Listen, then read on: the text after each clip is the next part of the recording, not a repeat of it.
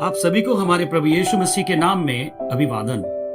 हम बड़े हर्ष के साथ आपको हमारे महानयम सेवकाई के बारे में अवगत कराना चाहते हैं। महानयम सेवकाई का दर्शन पास्टर आई जोसेफ इन्हें 1982 में प्रभु के द्वारा प्राप्त हुआ था। उस दिन से लेकर आज तक विभिन्न क्षेत्रों में यह सेवकाई शुरू है, जिसमें आत्मिक जागृति की सेवा तथा बाइबल पर आधारित अध्ययन सिखाया जाता है। इस सेवा के अंतर्गत प्रत्येक कलीसिया में बेदारी के लिए प्रार्थना और प्रोत्साहन के लिए प्रचार कार्य किए जाते हैं, साथ ही सामाजिक कार्य किए जाते हैं। 2013 में समाज के हित में कार्य करने हेतु महानयम बहुउद्देश्य संस्था का पंजीकरण कर इसकी स्थापना की गई। इस सेवा के अंतर्गत कूड़े कचरे में फेंके गए तथा पारिवारिक आर्थिक परिस्थिति के चलते जिन बच्चों का पालन पोषण सही रीति से होने में असमर्थ, ऐसे बच्चों का पालन पोषण कर भौतिक तथा आत्मिक शिक्षा प्रदान कर उन्हें समाज के लिए जिम्मेदार व्यक्ति बनाने के लिए योजना आश्रम की स्थापना की गई। भूखे को रोटी तथा निराधार लोगों के लिए फीडिंग द हंग्री इस उपक्रम के माध्यम से अन्न जल सामग्री उपलब्ध की जाती है। इस सभी उपरोक्त सेवकाई के लिए आप प्रार्थना कर सकते हैं तथा अपना आर्थिक योगदान भी कर सकते हैं। अधिक जानकारी के लिए आप नीचे दिए गए फोन क्रमांक पर संपर्क कर सकते हैं। आप सभी को जय मसीह की। महानयम सेवकाई के माध्यम से हम आपके लिए लेकर आए हैं कबूतर की वाणी।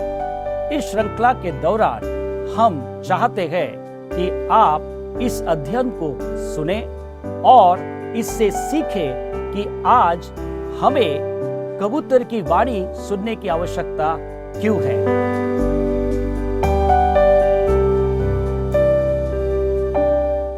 Greetings to you in the most blessed name of our Lord and Savior Jesus Christ. हमारे प्रभु यीशु मसीह के उद्धारक नाम में और धन्य नाम में आप सभी का एक बार फिर अभिवादन करते हैं। Beloved, it is joy to be in the presence of God to meditate the word of God. प्रियो, ये बहुत ही आनंद की बात है कि परमेश्वर की उपस्थिति में रहकर परमेश्वर के वचन पर मनन करना। Today let us meditate from the book of Ezekiel 28th chapter. आइए हम आज का मनन यहेजकेल की पुस्तक अध्याय 28 में करेंगे And then let us read verse 2. और उसका वचन 2 पढ़ेंगे। It says, Son of man, say unto the prince of Tyrus, Thus saith the Lord God, because thine heart is fitted up, and thou hast said, I am a God, I sit in the seat of God, in the midst of the seas, yet thou art a man and not God, thou art set the heart as the heart of God. और यह इस प्रकार से लिखा है, मनुष्य के संतान, सोर के प्रधान से कहे, परमेश्वर यहोवा यो कहता है, तूने मन में फूल कर यह कहा है, मैं ईश्वर हूँ, मैं समुद्र के बीच परमेश्वर के आसन पर बैठा हूँ, परंतु यद्यपि तू अपने आप को परमेश्वर सा दिखाता है, तो भी तू ईश्वर नहीं, मनुष्य ही है। Beloved, this verse is, or the whole chapter is called double reference scripture, as many scholars believe. और मेरे प्रियो, ये जो वचन है या जो अध्याय हैं, कई जो परमेश्वर के वचन के जो ज्ञानी पंडित है वो इसको दोहरा वचन के रूप में लेते हैं। Here, first reference is to the physical king who was in the physical realm. और दोहरे वचन का अर्थ ये होता है कि पहला स्वाभाविक रीति से एक राजा को वह दर्शाते हैं और आत्मिक रीति से भी एक राजा को दर्शाते हैं। He was ruling Tyre. और यहाँ पे वो जो है सोर का एक प्रधान है जो उसके ऊपर राज्य करता है। But what he is saying? लेकिन वो यहाँ पे क्या कहता है? He is saying, I am Lord God, because thine heart is lifted up, and thou hast said, I am a God. I sit in the seat of God, in the midst of the seas. और वो इस प्रकार से कहता है कि मैं सोर का प्रधान हूँ और उसके लिए परमेश्वर इस प्रकार से कहता है, तूने मन में फूल कर यह कहा, मैं ईश्वर हूं और समुद्र के बीच परमेश्वर के आसन पर बैठा हूं। So here is a person who is king in the physical realm, but he is exalting himself and saying that I am God. यहाँ पे एक ऐसा व्यक्ति है जो स्वाभाविक दुनिया में जी रहा है। वो एक राज्य करने वाला एक प्रधान है, लेकिन वो अपने आप को आत्मिक रीति से इस प्रकार से अपनी बढ़ाई करके वे कहता है कि मैं पर ईश्वर हूँ। It says in verse 3, Behold, thou art wiser than Daniel. तू दानियल से अधिक बुद्धिमान तो है। There is no secret that they can hide from thee. और वचन 3 में कहता है, तू दानियल से अधिक बुद्धिमान तो है, कोई भेद तुझसे छुपा न होगा। With thy wisdom and with thine understanding thou hast gotten thee riches and hast gotten gold and silver into thy treasure. और वचन 4, तूने अपनी बुद्धि और समझ के द्वारा धन प्राप्त किया और अपने भंडारों में सोना चांदी रखा है। Beloved, verse 5 says, और मेरे प्रिय वचन 5 इस प्रकार कहता है, By the great wisdom and by the traffic hast thou increased thy riches, and thine heart is lifted up because of thy riches. तूने बड़ी बुद्धि से लेन देन किया, जिससे तेरा धन बढ़ा और धन के कारण तेरा मन फूल उठा है। So, a person who is full of wisdom यहाँ पे एक व्यक्ति है जो बुद्धि से परिपूर्ण है, made lot of riches and then silver and gold. और उसने बहुत धन प्राप्त किया है और अपने भंडारों में सोना चांदी भी रखा है। Then he has lifted up और himself, उसने अपने आप को बिल्कुल बड़ा किया है, exalted, and then saying there is none like me. और उसका मन इस प्रकार से फूल उठा और कह बैठा कि मेरे समान कोई नहीं है। Verse 6, Therefore thus saith the Lord God, because thou hast set thine heart as the heart of God. और वचन 6 इस प्रकार कहता है, इस कारण परमेश्वर यहोवा यो कहता है, तू जो अपना मन परमेश्वर सा दिखाता है। Verse 7 says, Behold, therefore I will bring strangers upon thee, the terrible of the nation. और वचन 7 इस प्रकार कहता है, इसलिए देख, मैं तुझ पर ऐसे परदेशियों से चढ़ाई कराऊंगा जो सब जातियों से अधिक क्रूर है। Beloved, this fellow is exalting higher than anyone. मेरे प्रियो, यहाँ पे जो व्यक्ति हैं अपने आप को औरों से अधिक बढ़ चढ़ के प्रस्तुत करता है। God says, I will bring someone लेकिन परमेश्वर कहता है कि मैं तेरे ऊपर एक एक को लेकर आऊंगा, who shall draw their swords against thy beauty of the wisdom, and they shall defile thy brightness. वे अपनी तलवारें तेरी बुद्धि की शोभा पर चलाएंगे और तेरी चमक दमक को बिगाड़ेंगे। So, this person is bright. ये व्यक्ति जो है ये एक चमक धमक से भरा हुआ है Brightness is there. और उसके जीवन में चमक दमक है, But God says, He लेकिन will परमेश्वर bring it कहता down. है कि मैं उसको नीचे करूंगा या बिगाड़ दूंगा। Verse 8, वचन 8, They shall bring thee down to the pit, and thou shalt die the death of them that are slain in the midst of the sea. वे तुझे कब्र में उतारेंगे और तू समुद्र के बीच के मारे हुओं की रीति पर मर जाएगा।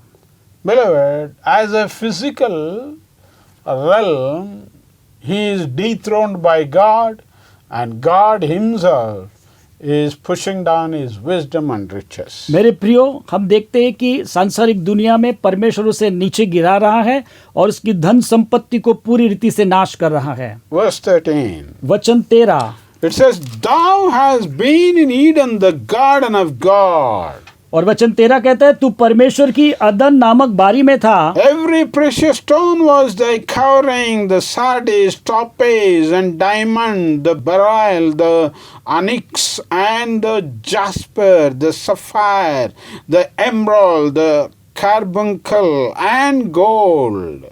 तेरे पास आभूषण, माणिक, पद्मराग, हीरा, फिरोजा, सुलेमानी मणि, यशब, नीलमणि, मरकद और लाल सब भांति के मणि और सोने के पहरावे थे।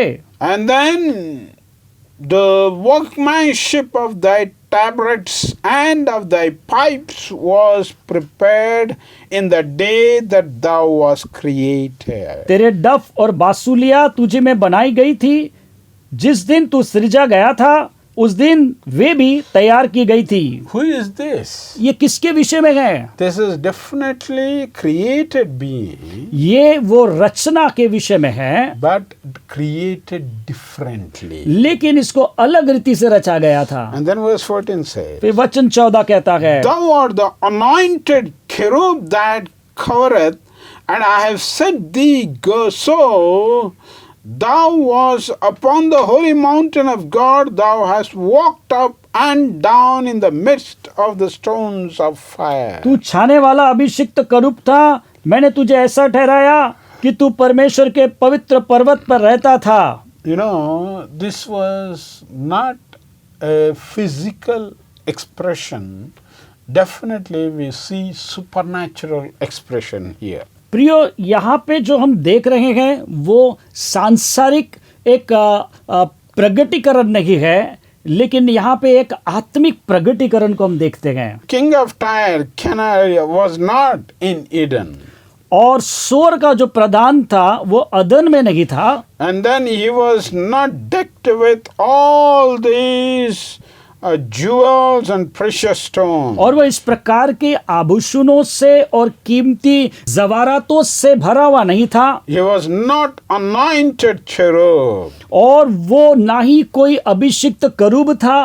Who is this? तो फिर ये कौन था? This is none other than Lucifer. ये और कोई नहीं, लूसीफर था। This is Satan. ये शैतान था। You know, he was a cherub. वो एक समय में करूब था। He was anointed. He was given the best place in heaven. और ये एक अभिषिक्त था और इसको स्वर्ग में एक विशेष स्थान दिया गया था। When he was exalted, when he exalted himself, जब वो अपने आप को ऊंचा करने लगा, God kicked him down to earth. परमेश्वर ने इस पृथ्वी पर उसे नीचे गिरा दिया। Today there are people who say Satan is a concept. और कुछ लोगों के लिए शैतान जो है एक प्रकार की परिकल्पना है। People say there is no Satan at all. लोग कहते हैं कि शैतान का तो कोई अस्तित्व ही नहीं है। But these verses say Satan is a real person. लेकिन ये वचन हमें ये दिखाता है कि शैतान एक वास्तविक व्यक्ति है।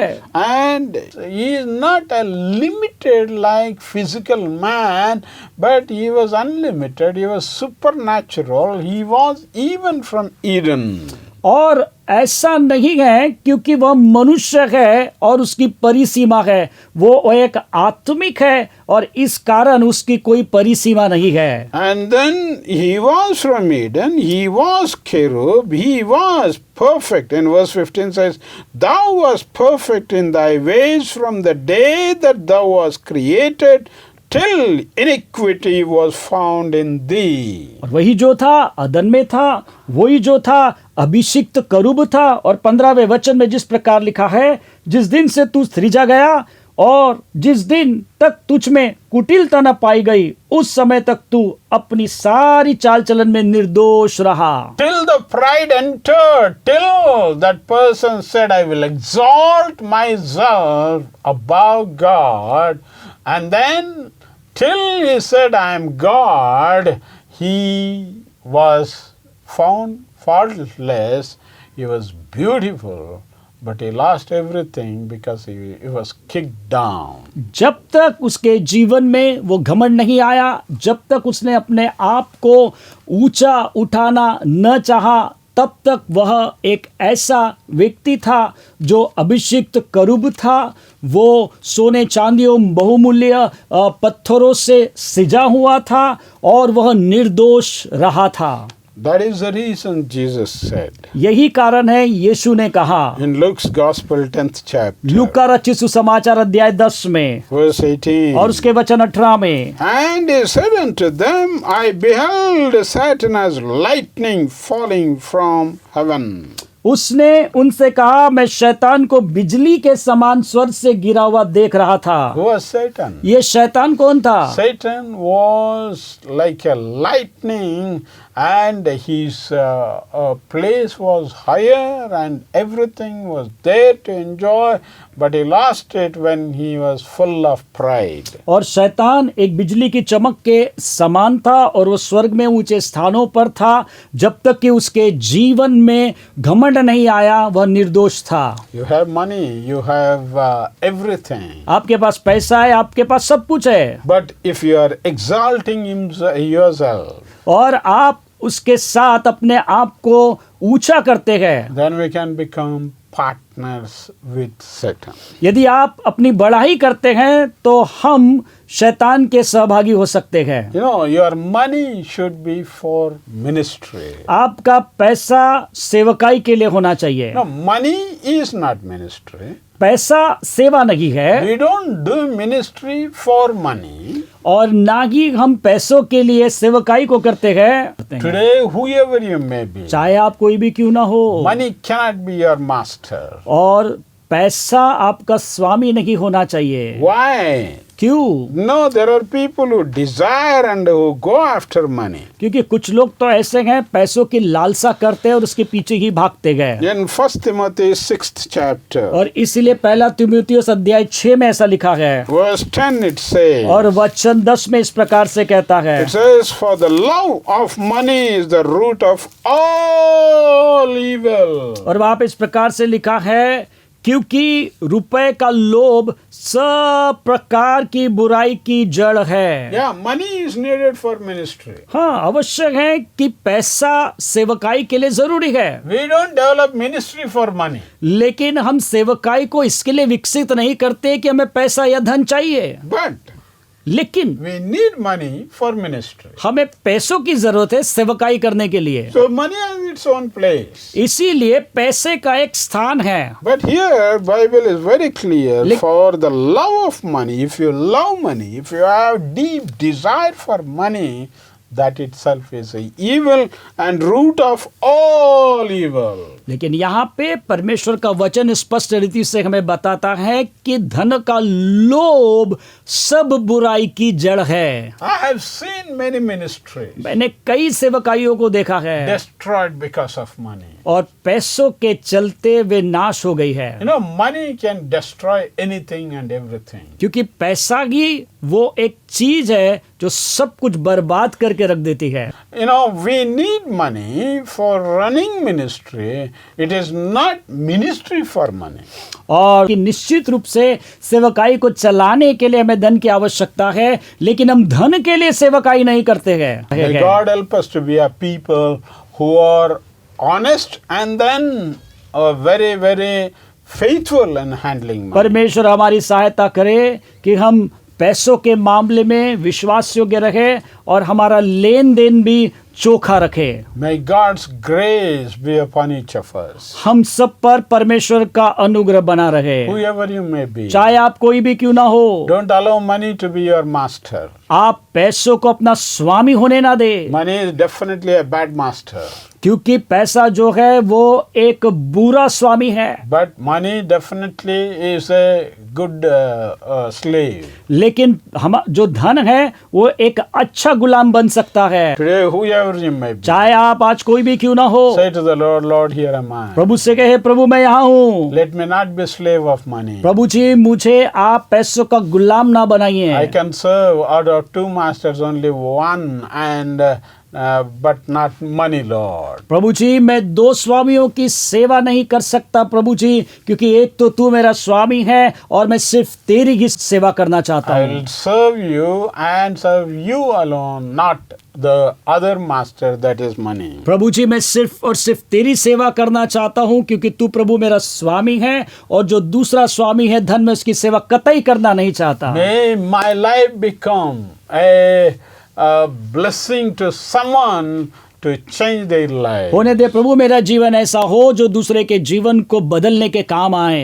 You know, piling up money, keeping it in banks, bank balance, and that will not be useful for neither you nor others also. और धन को कमाना और उसको संजो कर रखना और उसको इकट्ठा करके रखना, जमा करके रखना, इससे ना ही आपको लाभ होगा और ना ही आप दूसरों के लिए लाभ का कारण होंगे। Beloved, let money may not handle us. मेरे प्रियो, पैसा हमें ना चलाने पाए। You should know how to use it, how to glorify the name of God through riches which God gives you. आपको ये समझना होगा कि जो परमेश्वर धन संपत्ति आपको देता है उसके द्वारा आपको सिर्फ परमेश्वर की महिमा करनी है, Whoever you may be. चाहे आप कोई भी क्यों ना हो। And give yourself to the hand of God. परमेश्वर के हाथ में अपने आप को समर्पित करें। God will lead you. परमेश्वर आपकी अगुवाई करेंगे। God will be always with you. परमेश्वर हमेशा आपके साथ रहेंगे His name will be glorified. और उसके नाम की महिमा होगी। His kingdom, try to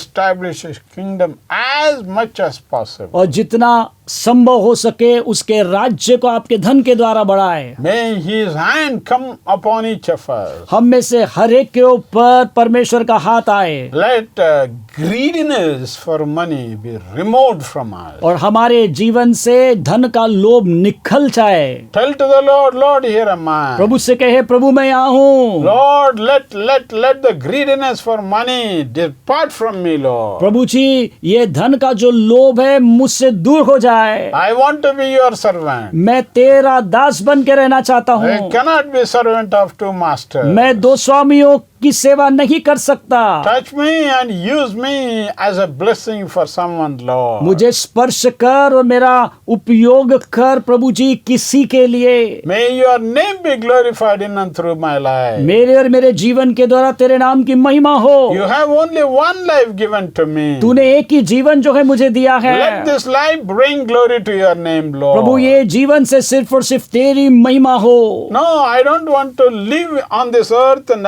just for living sake. प्रभु जी, मैं इस दुनिया में सिर्फ जीने के लिए जीना नहीं चाहता।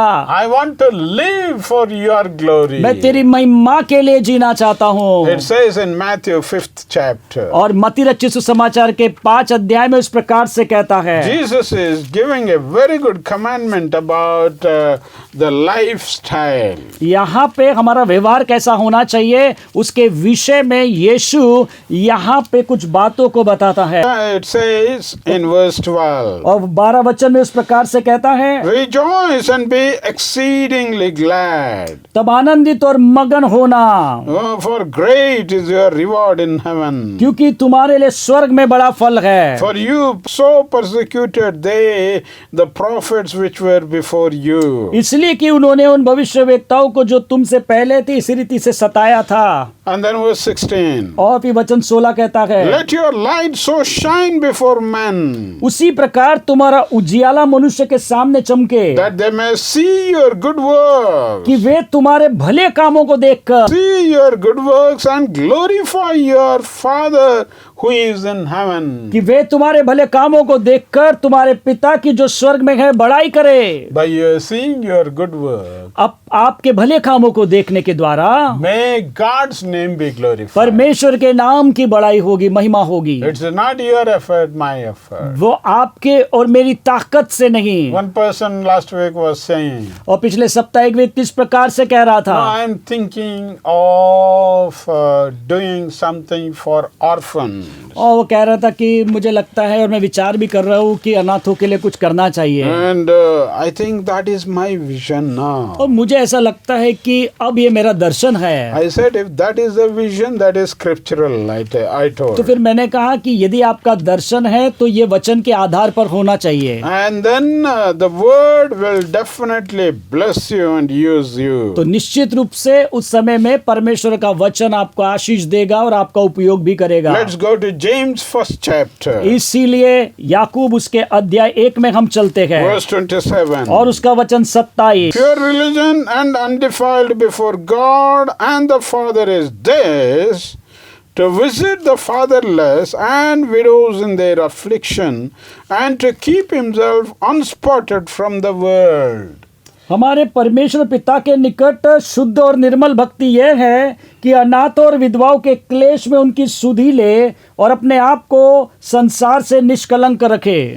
What is a pure religion? यहाँ पे शुद्ध विवेक क्या है What is the undefiled religion? और यहाँ पे निर्मल भक्ति क्या To है? visit fatherless and widows. उन अनाथों और विधवाओं की सुधि लेना And then keep yourself unspotted from the world. और उसके साथ ही साथ अपने आप को संसार से निष्कलंक रखना, Live a pure life. अपने जीवन को शुद्ध जीवन जीना, You live a holy life. एक पवित्रता का जीवन जीना And then you divide your life and then take care of the neglected people. और फिर आप अपने जीवन को अलग करके जो लोग तिरस्कृत किए गए हैं उनके बीच में जाके उनकी सेवा करना, उनकी देखभाल करना। Take care of them and you will definitely be blessed by God because you are unselfishly working for God's glory. और जब आप इस प्रकार से उनकी देखभाल करते हैं तो निश्चित रूप से आप परमेश्वर की महिमा करते हैं। Shall we close our eyes? आइए इस समय में अपनी आंखों को बंद करें। Shall we look God in prayer? क्या इस समय में हम प्रार्थना में जाए? Shall we say, Lord, here am I. क्या हम प्रभु से कहे कि प्रभु मैं यहाँ हूँ, Lord, touch me. प्रभु इस समय में मुझे स्पर्श Help कर, me to follow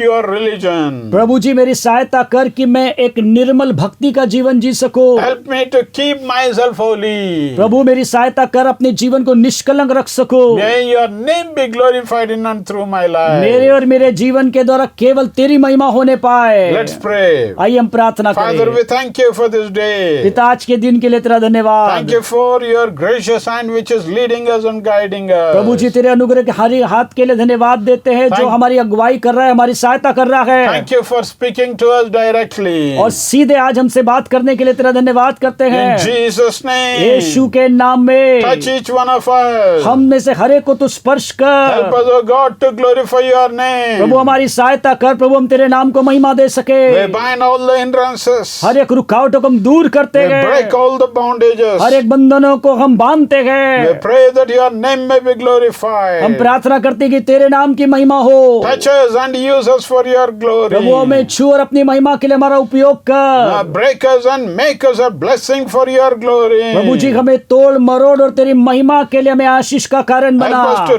trample all the hindrances in the name of सहायता Jesus. कर यीशु मसीह के नाम से सारे रुकावटों को हम अपने पैरों तले कुचल सके। Jesus, lead us and glorify your name. यीशु तो हमारी अगुवाई कर और हमारे द्वारा तेरी महिमा ले ले। In Jesus' name we offer this prayer, our Father. यीशु के नाम से इस प्रार्थना को मांगते हैं हमारे पिता।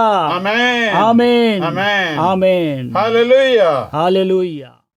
प्रियो, हम आपको प्रोत्साहित करना चाहते हैं कि आप कबूतर की वाणी इस कार्यक्रम को हर शुक्रवार सुबह 10 बजे से 10:30 के बीच शुभ संदेश टीवी चैनल पर देख सकते हैं।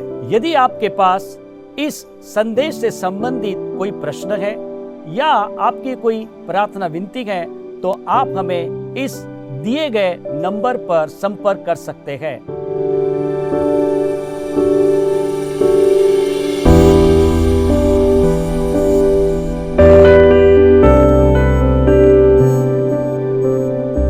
हम बड़े हर्ष के साथ आपको हमारे महानईम सेवकाई के बारे में अवगत कराना चाहते हैं। महानईम सेवकाई का दर्शन पास्टर आई जोसेफ इन्हें 1982 में प्रभु के द्वारा प्राप्त हुआ था। उस दिन से लेकर आज तक विभिन्न क्षेत्रों में यह सेवकाई शुरू है, जिसमें आत्मिक जागृति की सेवा तथा बाइबल पर आधारित अध्ययन सिखाया जाता है। इस सेवा के अंतर्गत प्रत्येक कलीसिया में बेदारी के लिए प्रार्थना और प्रोत्साहन के लिए प्रचार कार्य किए जाते हैं, साथ ही सामाजिक कार्य किए जाते हैं। 2013 में समाज के हित में कार्य करने हेतु महानईम बहुउद्देश्य संस्था का पंजीकरण कर इसकी स्थापना की गई। इस सेवा के अंतर्गत कूड़े कचरे में फेंके गए तथा पारिवारिक आर्थिक परिस्थिति के चलते जिन बच्चों का पालन पोषण सही रीति से होने में असमर्थ, ऐसे बच्चों का पालन पोषण कर भौतिक तथा आत्मिक शिक्षा प्रदान कर उन्हें समाज के लिए जिम्मेदार व्यक्ति बनाने के लिए योजना आश्रम की स्थापना की गई। भूखे को रोटी तथा निराधार लोगों के लिए फीडिंग द हंग्री इस उपक्रम के माध्यम से अन्न जल सामग्री उपलब्ध की जाती है। इन सभी उपरोक्त सेवकाई के लिए आप प्रार्थना कर सकते हैं तथा अपना आर्थिक योगदान भी कर सकते हैं। अधिक जानकारी के लिए आप नीचे दिए गए फोन क्रमांक पर संपर्क कर सकते हैं। अधिक जानकारी के लिए आप नीचे गए फोन क्रमांक पर संपर्क कर सकते हैं। उसी प्रकार दिए गए QR कोड का उपयोग कर अपनी भेंट राशि आपकी इस सेवकाई के लिए भेज सकते हैं। इस प्रकार आप भी इस सेवकाई का एक हिस्सा बन सकते हैं। प्रभु आपको बहुत ऐसे आशीष दे। धन्यवाद।